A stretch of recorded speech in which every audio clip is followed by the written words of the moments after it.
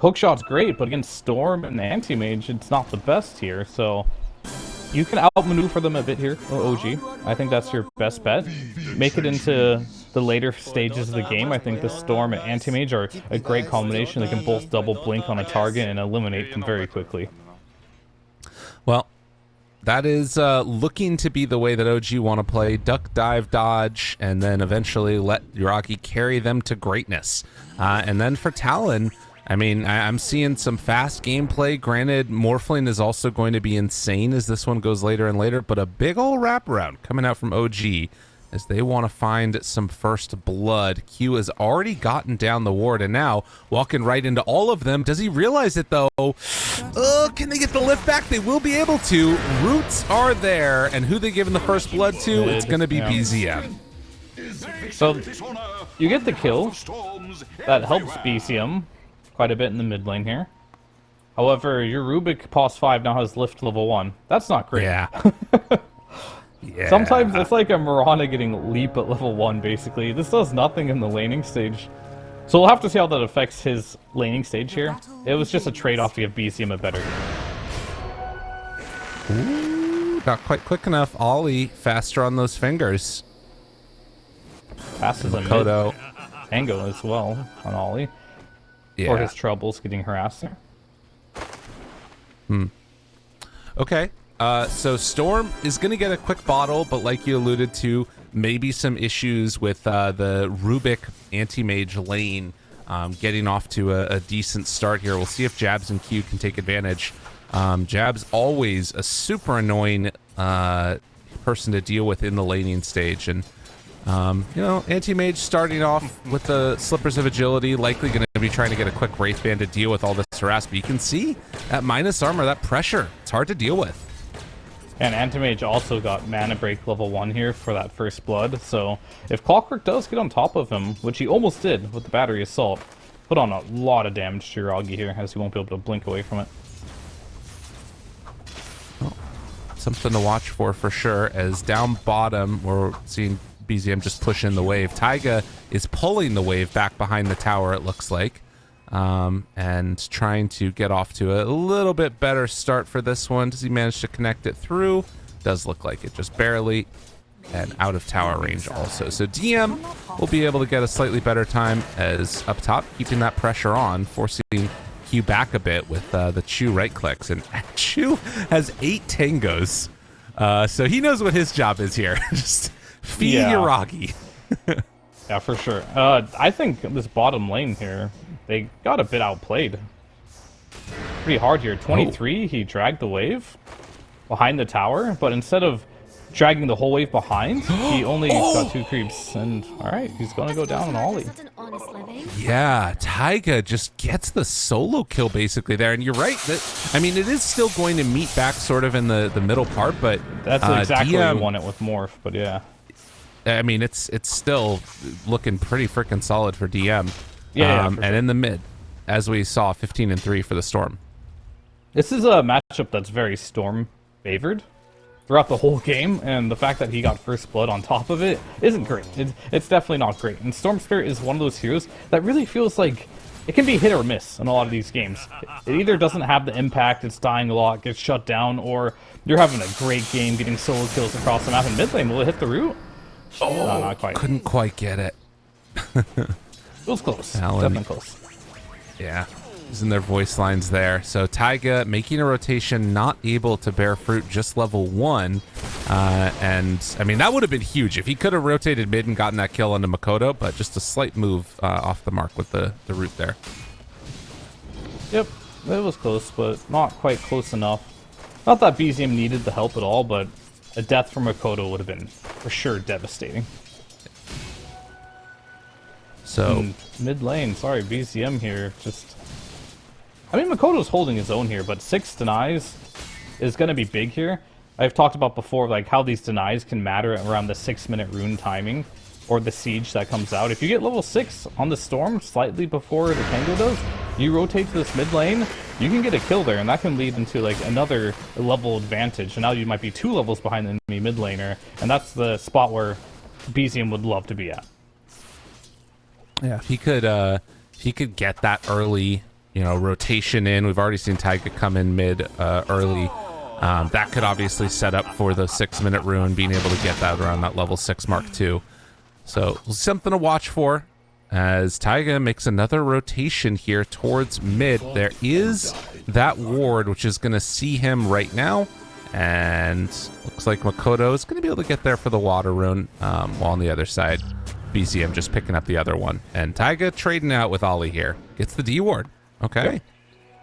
Had his own ward there to watch the ward there. And you're able to do this if you're Taiga because you have a DK in the bot lane that has 2 points in Dragon Blood and a Wraith Ban.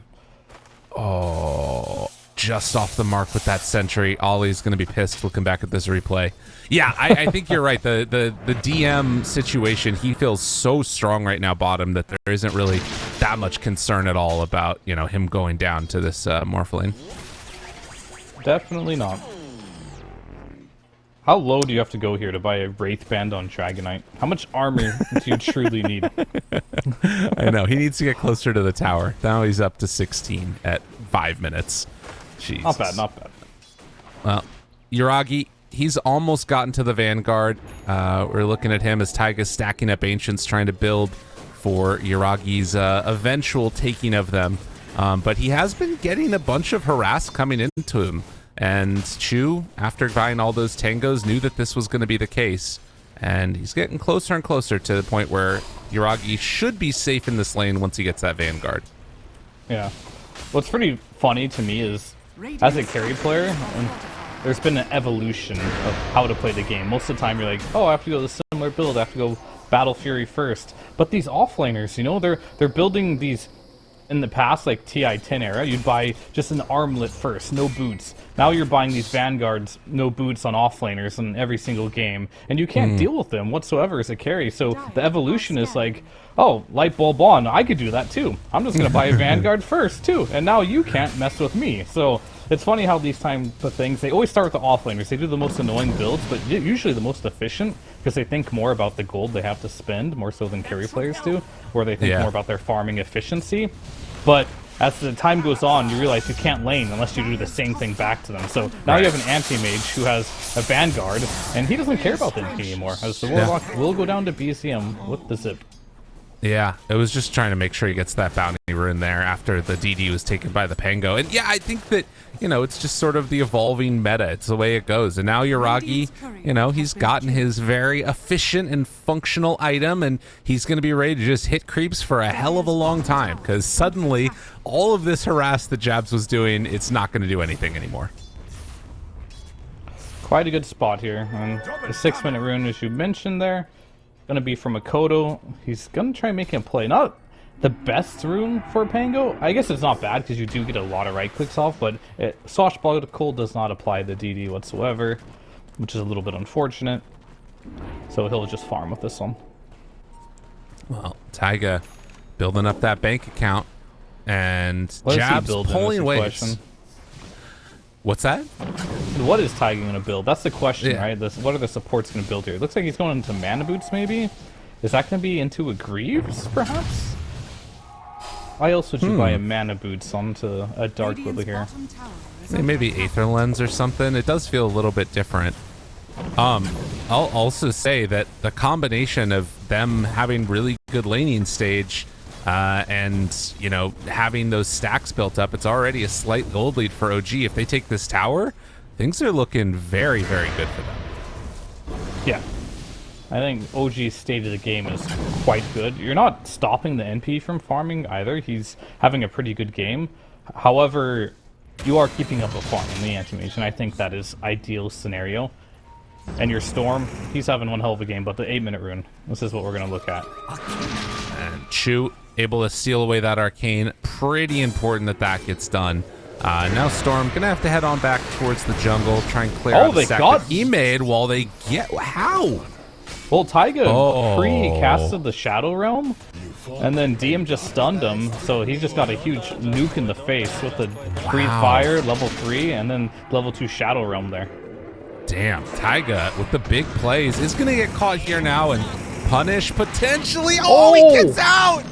Oh my god, Taiga gets the kill on the carry, baits out Makoto's roll. Holy Kodo moly. questioned himself for a second there. He pump faked the roll one time, and that was enough to miss him the kill. A little bit lucky there for Taiga, or outplayed, however you want to look at it, but big play either way. Yeah. And now OG, after a couple of things going very much their way, are going to rotate top. So they saw that Jabs TP'd back home, so if they kill him now, he's not going to be able to get back on the map for a full minute. Jabs just drops. Oh, OG, they are absolutely on fire right now. DM gets ran at, but he's fine. OG are smelling their possibilities here of staying in the tournament. Playing so well at this current point in time. I mean, and across the map state, things are looking really good. They're trying to make rotations on Talon to find kills, and it's just not really happening. Nobody is dead yet. 5-0 start, a 2,000 gold lead at 10 minutes. It's not like it's the end of the world or all, but the laning stage, I don't know if it could have gone better for OG. Yeah, I mean, a good way to look at it is, if you want to switch to last hits denies for a second, is every single core has over 10 denies, which is quite high for the laning stage, which means they were in command of pretty much every single lane there. Well, something that we don't see that often, Jabs did have to walk all the way back into the jungle. So a walking nature's prophet is not a happy nature's prophet. And Jab's going to sort of lick his wounds a little bit and try and reestablish themselves, maybe get some pressure up here on the top side of the map. What's really surprising to me here is the fact that Jabs is not going for the Ags build. We talked about how good this route could be against the Anti-Mage, against the Storm Spirit, who doesn't want to buy, either of these heroes aren't going to buy the Dispel very early into the game. But he's not going for it. He's going for the greedy build, playing like a carry here, going for the Maelstrom. Interesting. A little concerning for me. Yeah, I think that there is that like thing that you talked about yesterday. Oh, wait, Ollie in the mid lane, I think, is dead again. As they will bring him down, trying to just get some free XP, and OG not going to give it to him. And in fact, Makoto TPs to try and defend that. They will still get that top tower, but likewise, DM took the bottom one. Yeah. But what I was going to say is that it felt like maybe that idea that you talked about of like the late game having just more cores being a good play to play it, but Taiga gets the kill onto Q. The cogs were there to separate, so Taiga does go down, and now Makoto, having used the roll, BZM losing a lot of mana, trying to find this finish. DM is right there on top of him. Jabs now trying to buy a little bit of extra space. The Fatal Bonds are really going to hurt these heroes, so Chu going to die to that, as Makoto has enough to kill him off. But they all back away again. A little bit of an overextension there, and a good play from Talon. Yeah, some good moves from Talon here. I was looking more at Ollie here. He's been having a bit of a rough game. I think everyone's been in a situation where you're playing Warlock. It's 12 minutes in the game. You're still not level 6. It's one of the worst feelings in the world. You don't have that golem to use yet. It feels like when you play this hero, you want to get 6, use your golem as soon as possible. And half of the reason of using your golem isn't just to win a fight, it's to go farm a little bit after you use your ulti. Go cut a wave, get some gold. Without having that golem up, it feels like you really are struggling in the gold department on this Warlock here. Well, and I think that the other thing about this like entire situation is that second phase from Talon. I'm thinking back to the draft again. After they saw the DK, as Makoto down bottom, DM, ooh, he's stunned a creep. Taiga's in trouble. Yeah, the Wrath of Nature was big, and I think that this is going to be the death of him. So overextension and a little bit of a misplay there by DM. I don't know if he was within range anyways, as the swashbuckle came out. No, I don't think he was. But I was going to say that going back to like that last hit denies thing, DK has 17 denies. He kind of was able to have a really good lane where he just, tried to shut down his farm as much as he could. He didn't have to win it, and Warlock, you're not going to do much there. You're sort of picking this hero to enable a really good time for your morph, and he didn't really have it. And in fact, 23 Savage might be in trouble up here on the top side. Aragi's just forcing him back. That's going to be fine. Yeah, I personally didn't see the vision of the Warlock pick myself. It's been struggling really hard in this game. It's playing against a lot of heroes that can jump. Well, you didn't really know that to begin with when you picked this before you saw these heroes. However, a lot of the rock. It goes out. Makoto dodges, moves on in, and the Golem is not going to do enough. And in fact, DM is going to find Clockwork. They almost killed Ollie if they wanted to chase for that, but first Golem used, and, well, not really the value they were hoping for. It's not even get to farm any camps with it either. Maybe he'll defend this bot wave, but yeah, that's pretty huge for OG. You needed that to connect. I feel like this first Golem is a big power spike if you could have used it with your roll, potentially with the NP ultimate, but that's going to be on cooldown now, so I think you're going to be farming for a bit on Talon, but I really think the scale is going on the side of OG this game with how things are progressing. And I talked about the mana boost potentially on the Dark Willow. Nah, scrap that. Let's get a Midas. Oh my god. That's sick. I love that. Hey, he's had a good enough game. Why not? He'll be blessed. You know, Talon, they're trying to scale with the NP Maelstroms, and, you know, then they'll have like, all right, we got 3 carries, with Makoto being one later. OG's like, all right, well, we'll get a 4th carry too. Taiga gonna be Taiga in trouble here. Oh, yeah, looked for a tumbler toy, wasn't quite able to do it. And is gonna be punished pretty heavily. 4 heroes nearby though, which means it's space created for Anti-Mage, who has that Battle Fury done. Yeah.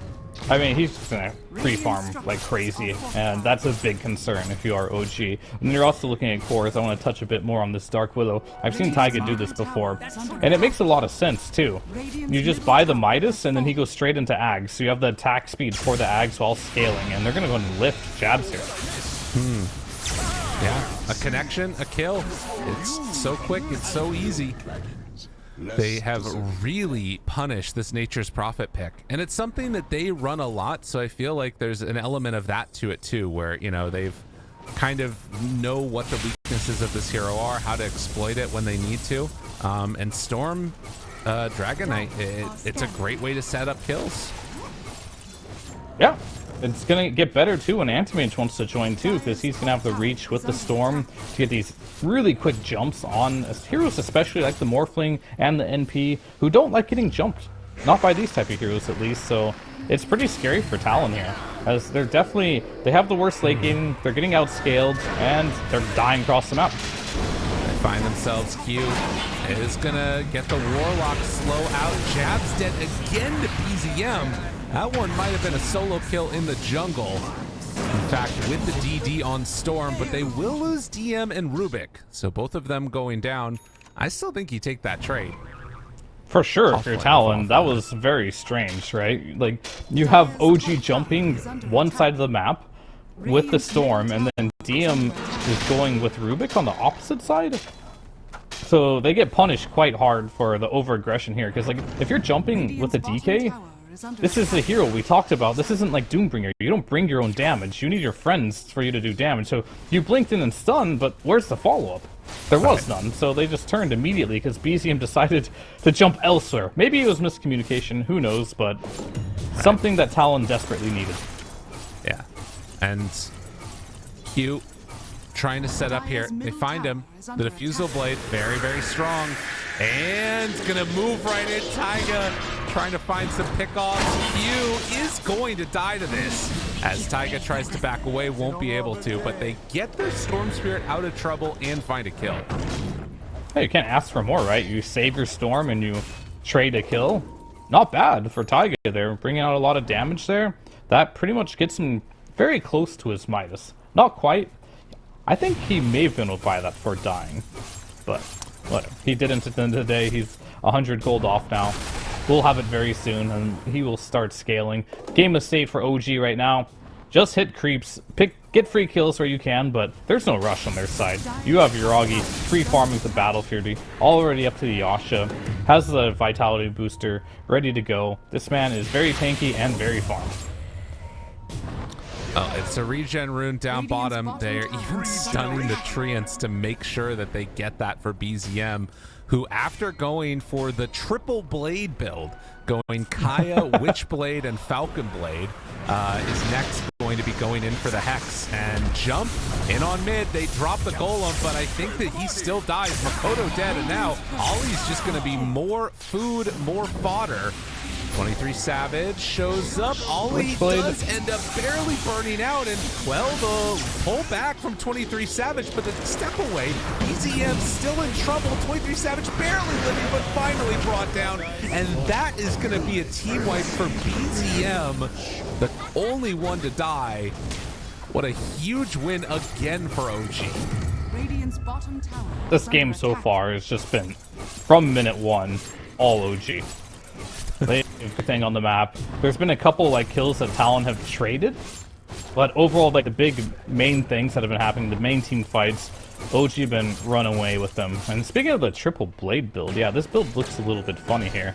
They got 3 blades. What does he need next? A blade mill to get every single blade in the game? To be fair, though, I feel like the blade mill doesn't really count, right? Because it's like armor. But it has blades in its name. It's a mail. Okay, that's fair. We could get Echo Saber, maybe.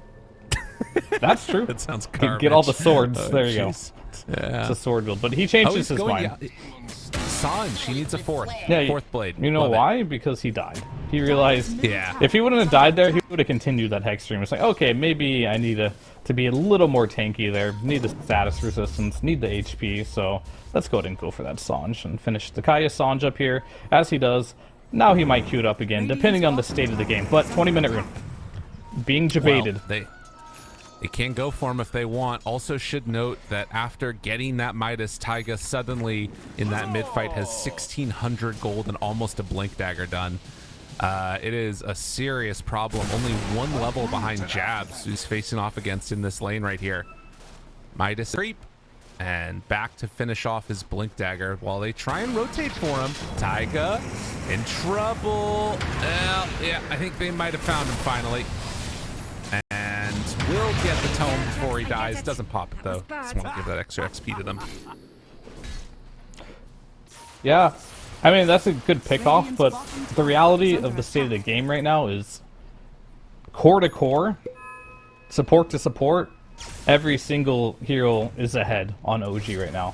And that's a bit of a concern here.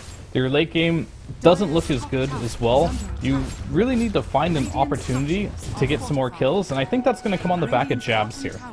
He is going back for that Aghanims. He has it completed. This is something I personally wanted to see a bit earlier here, as you will be dying here on Q, trying to do some cheeky dewarding, I believe. Or is he? But he doesn't even have a ward in his inventory. He's going for an Orchid. I haven't checked up on his item build. We talked about how farmed that some of the dire supports are, but Clockwork with an Orchid. Very interesting. So maybe that's the control they're looking for. Orchid on Clockwork, the Ags on the NP. I mean, I like the idea in some capacity. He queued it up a while ago and was not able to get into it quickly, and now Yaragi's been able to build into a Manta style. So he'll have an answer at the very least. Storm's still going to be very susceptible to this. Makoto showing, but they're going towards mid, where they have found Ali yet again. The jump in comes from the clock, immediately dies after. And DM starting to drop low. They do find the control now onto the AM, and they manage to bring him down. That was what was needed, and from very far away, Taiga now with a double, trying to bring down 23 Savage. They lose their AM, but are they going to be able to get the return kill on the Morph? It looks like the answer is yes. BZM with a double, and another round where OG only lose 1 core and all of Talon dies. Yeah, that seems to be the recurring theme. It takes so much to take down 1 core from OG, right, that you end up paying the ultimate price. I think that was a nice little individual performance there by 23 Savage. He turned into the DK. The Anti-Mage did run out thinking he's safe, but 23 waveformed on him, morphed into the DK, stunned him, and finished him off there. So there is that, but team wipe for 1 core kill, still not really worth it. Right. Well, at this point, too, like we have mentioned, it is going to be a 4th core coming out soon. And, I mean, hypothetically, a 5th, depending upon what Rubik steals. Right now, he's got a Peeble, which is super annoying to deal with, and it's maxed out. That is an issue for Talon. Oh god, I wish, is that one of the green spells? I don't think it is. They should make a green upheaval. I like that idea.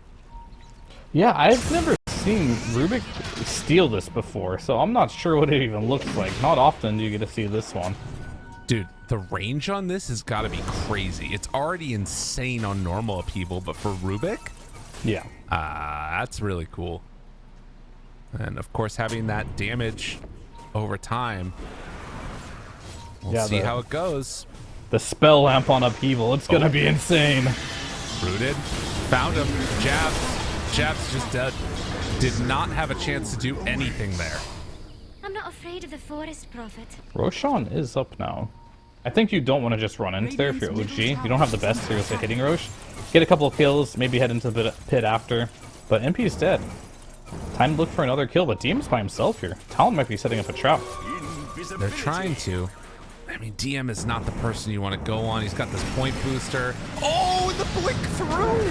Taiga able to dodge the hook shot. Don't think that was intentional. They find him immediately. Q is gone. Taiga's still dropping to this, but 4-step away. Makoto doesn't have an angle. They will get him as he commits the swashbuckle to secure at least one kill. But that is 3 already dead, and now, well, they turn into the anti-mage. 23 Savage gets the counterspell to turn the stun back onto DM. That was nifty, no mana. It's not going to be enough. Yeah, the AM, it's just too hard of a counter. Wow. This game is really starting to slip out of Talon's hands here. It's getting to the point of they need to really play the NP game. Split push. You're playing versus Storm and Anti-Mage, not the easiest task, but these 5-on-5s have not been working out for them whatsoever. It's been pretty devastating. And every time there has been one of those kills, it's sort of all in to try and secure it, and it kind of falls apart and everybody's dead again, which we've seen over and over. So for Talon, what do they need to see in terms of, like, you can see a jab's already heading up top. The problem I see is that you playing with this Storm, like, if BZM spots you, he's probably just gonna go. Yes, sir. Yes, he is. The biggest problem you have right now if you're Talon is that you're 17,000 gold behind. Yeah, I keep doing like item updates on OG, and it's like, wow, they're closer to this, closer to Ags on the DK, closer. Iragi? Oh, they're gonna go on NP. Iragi? Right. Iragi? You don't have the Aegis, sir. You didn't get it. Okay, it doesn't matter. They don't need it. It's fine. He's perfectly okay.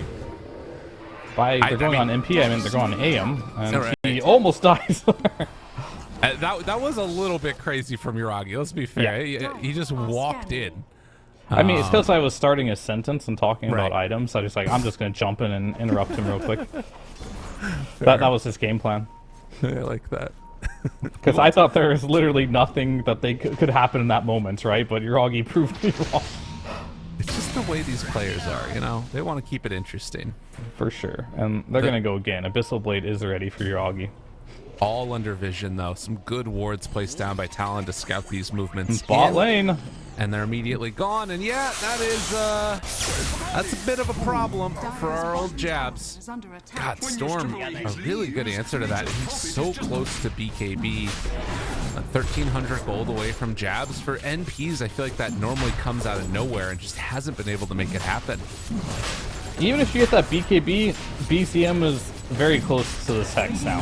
He's going to finish this wave up, and he's basically there. He's got a Hex now. 27 minutes.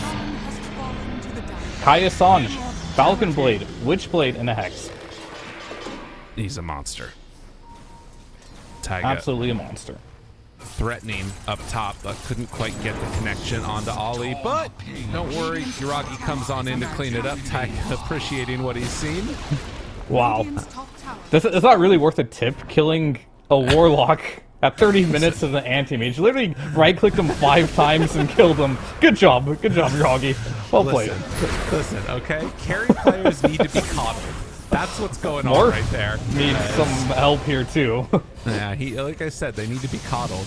And 23 Savage, well, he is not long for this world, as they will bring him down. Steals the attribute shift for Chu, so suddenly he's up at 3,000 HP on this Rubik. That's great. And guess who's dead? More and more. AoE Everyone. Mana Void hits pretty hard onto Q. And, oh no, he almost got to the high ground, but not The Blink quite. Dust. What a support there, actually. Yeah. Speaking of carry players and their fragile egos, you also need to buy dust for them, because if you don't, we don't get that kill, and then we flame you, so. Exactly. If you want to protect your own emotional state of being, you have to do what you gotta do for your carry players. It's true. It's a good thing to remember. You know? Doesn't help getting down. I need to stop.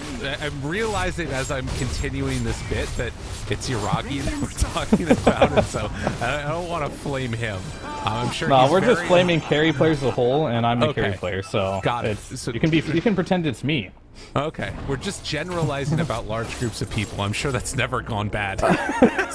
No, just Smoke is good. specifically me at this point. There you go. Specifically, I like it.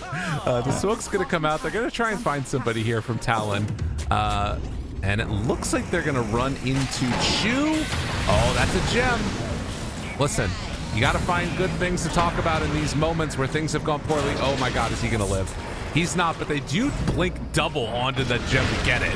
Now finding All right, what's the good thing we're Taiga talking thinking about it. Golem down. They find one, able to pull back onto 23 Savage. The first hit bash. Oh, he doesn't have mana for Abyssal Blade. He tries to blink in, but can't quite get onto 23 Savage. Now DM in the base finds Ollie. And with that gem, they manage to kill both of them off as jabs. Tries to escape. Will not happen. 23 Savage back in, finds the kill onto Taiga.